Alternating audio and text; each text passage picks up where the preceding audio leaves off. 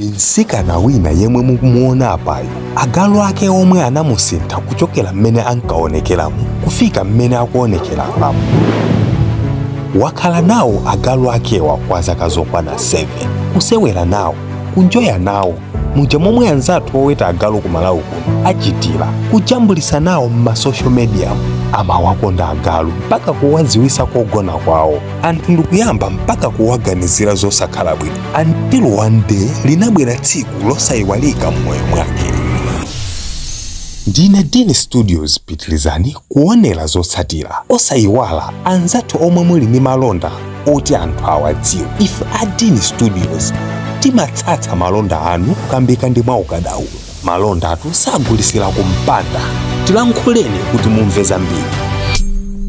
Uku ndi ku Germany. Nsikanayo tsiku losayiwalika linafika m'moyo mwake. Anaweruka bwinobwino ku ntchito monga mwachizolowezi, koma atalowa m'nyumba mwake momwe agalu anamkanganirana ngati si ake omwe.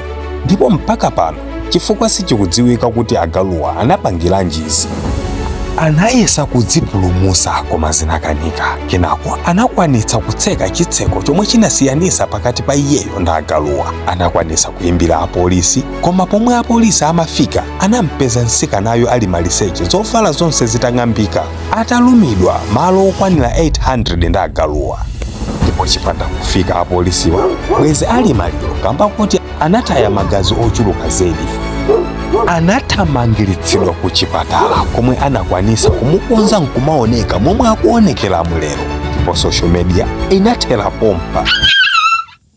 Anzanga mukuonera omwe mumaweta agalu nkumawaphunzitsa zinthu zosiyanasiyana kuti mwina afanane ndi munthu. Dziwani kuti galu ndi galu, sangafanane ndi munthu olomuta mchekera mankhwala otani.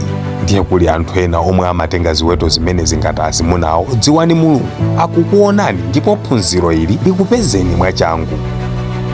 Gawani uthengawu.